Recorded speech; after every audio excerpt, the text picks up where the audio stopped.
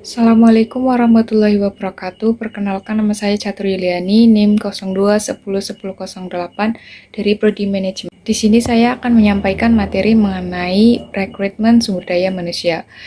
Yang pertama, pengertian rekrutmen. Rekrutmen tenaga kerja adalah proses menemukan dan menarik pelamar yang memiliki keahlian untuk posisi terbuka sang pemberi kerja. Menurut Dassler 2015, perekrutan karyawan berarti menemukan atau menarik pelamar untuk posisi terbuka pemberi kerja. Sedangkan menurut Robbins dan Coulter tahun 2016, pengertian perekrutan adalah mengalokasikan, mengidentifikasikan, dan menarik pelamar kerja yang kompeten. Sumber perekrutan sumber daya manusia.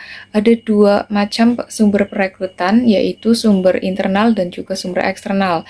Sumber internal berasal dari kandidat internal dan juga memperkerjakan atau rehiring. Yang dimaksud dengan kandidat internal yaitu kandidat yang berasal dari organisasi atau perusahaan itu sendiri. Ada 3 cara yang dapat dilakukan dalam melakukan rekrutmen sumber daya manusia dalam kandidat internal.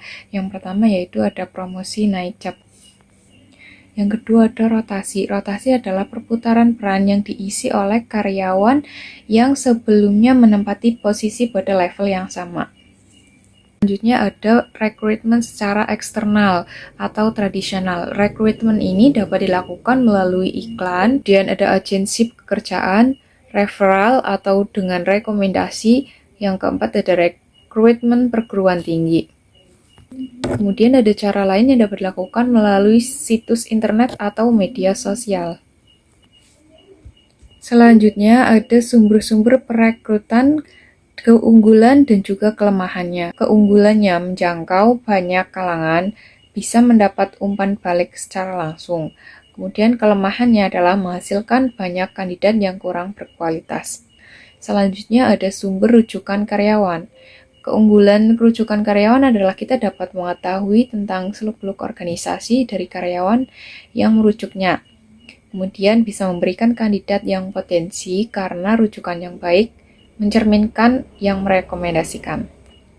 Kelemahannya mungkin tidak akan menambah keragaman atau bauran karyawan atau relasi.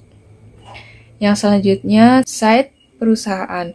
Kelebihannya ada distribusi yang luas, bisa ditargetkan kepada kelompok tertentu.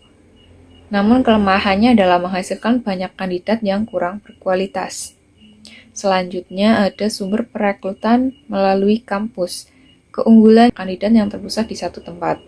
Kemudian kelemahannya terbatas hanya pada posisi karir awal.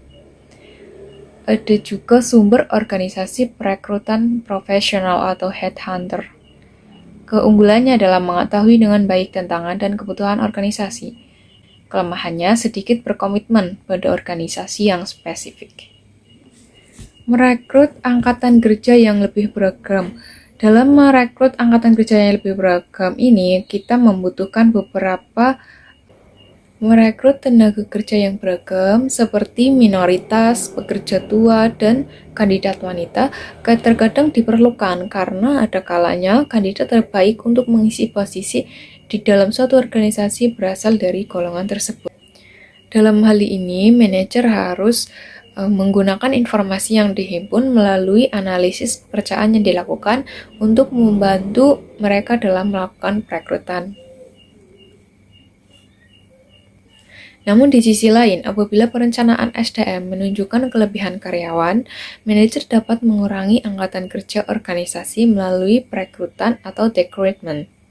Sumber internal yaitu sumber yang berasal dari dalam perusahaan atau organisasi, sedangkan sumber eksternal berasal dari luar organisasi atau dilakukan secara tradisional atau melalui internet. Kesimpulannya adalah perekrutan adalah menemukan atau menarik pelamar kerja yang kompeten untuk mengisi posisi terbuka sang pemberi kerja dengan tujuan untuk menarik kandidat yang kompeten sebanyak-banyaknya.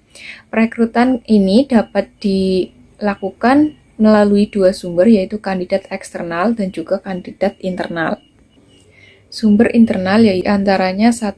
Merekrut wanita, 2. Merekrut orang tua tunggal, 3. Isu merekrut minoritas, dan yang keempat adalah pekerja berusia lanjut.